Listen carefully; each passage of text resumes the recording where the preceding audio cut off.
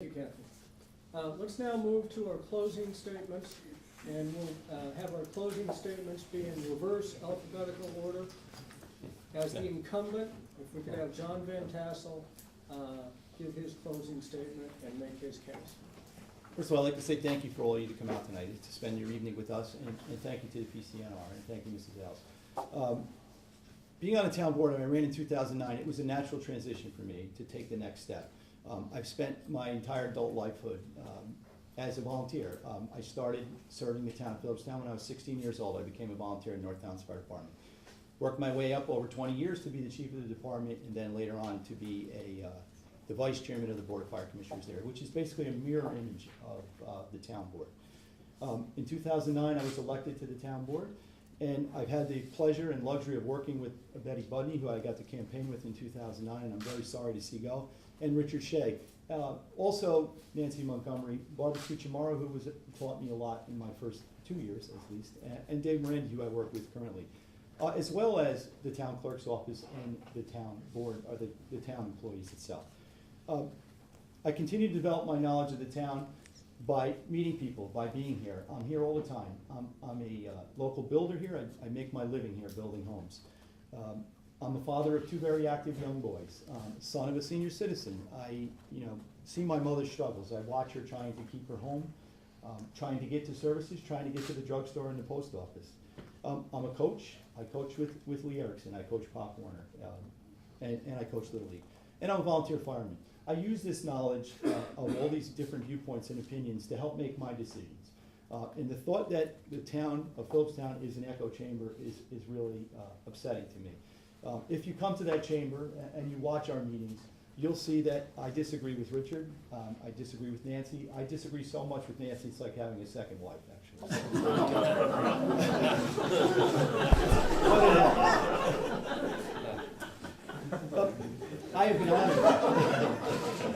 I have been honored to serve this town for the past 4 years, and with your support, I will be honored to do another 4-year term. So I would appreciate your support on November 5th. Thank you. Kathy? I'm here to represent the people with a fresh, strong, independent mind and a voice, and I'd like to thank our members of PCNR, also Richard Shea, and my fellow candidates here. I'd also like to thank the audience for being here. You are the voters, you are friends of other people. I'd also like to recognize Barbara Cucciamaro for being here, and any other esteemed person who I did not see. I'd also like to recognize two of my personal longtime friends who drove an hour to be here. So thank you, David, and thank you, Rosemarie Castellano. I sincerely appreciate from my heart that you're here. One person who's not here is my mother-in-law, Mary, and I dedicate my future goal to be your town councilman. She's the most loving, caring, simple person, and all she wanted for herself and her children and family was to live in a place where people can get along, neighbor to neighbor, where you didn't have to save a lot of money.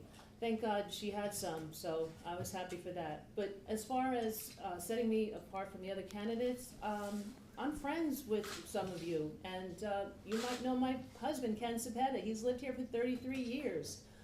I didn't grow up here, but it provides me with actually an advantage, because I can analyze issues with a sensible approach and less than an emotive one. I think that's really important.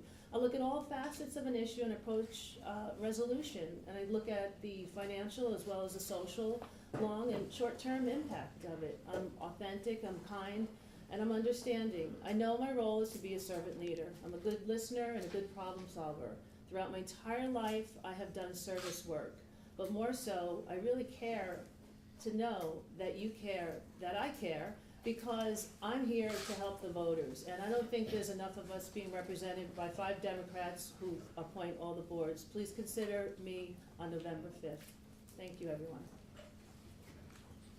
A follower? Not hardly. My entire career has been basically working in management positions, taking on challenges from a very early age. Over 34 years in the power industry, I have basically managed personnel. I've been a certified instructor, school director.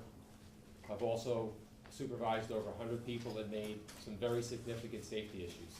I took on a number of challenges when no one else wanted to, and I had to sit in many meetings with regulators on the opposite side, including the FBI. If you think that's easy, try it. It's not. And a lot of that I've done at a young age, in my early 20s, when people weren't willing to take it on. So I don't think could be classified as a follower under any circumstance. But let's go beyond that. Let's go to beyond my business experience to town, all right? I've been on the board since 2008. I started on the Board of Assessment, which I'm still on. I have reviewed a number of areas in the town as far as evaluations go, and I think I'm pretty knowledgeable of it. I think we did a very good job. These boards that I mentioned have very dedicated people on it, and I want to make sure everyone understands that their time and dedication, and they're across the board. I can tell you for a fact that all of the boards have different people from all the parties. That's a fact. So when this is brought out, oh, it's gonna be all one party, that's not true, and you can certainly check it out, because I work with them, and they clearly, I see that. I've also worked with conservation, very important for our town. I think people came here because of the environment, and I think they wanna make sure that that stays intact. I have worked diligently on that. And I've also worked as the chairman of the planning board, which sees the overall picture. I work on my own, I make my decisions, and that's how I've always operated, and I always will. My entire life and career is based upon me making decisions. Thank you.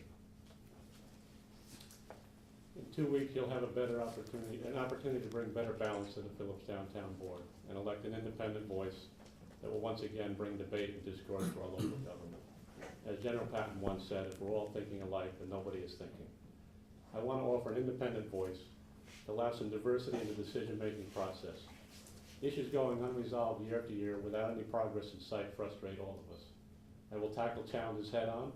I will find ways to preserve our environment while moving projects like Butterfield forward, correcting environmental and public safety hazards caused by the steep slopes of our dirt roads, seeing that a senior citizen center becomes a reality, with a local family generous support to expand our tax base, through smart business growth, and make Phillipstown a more affordable place to live. I've lived in Phillipstown all my life. I run a business here, I'm raising my family here.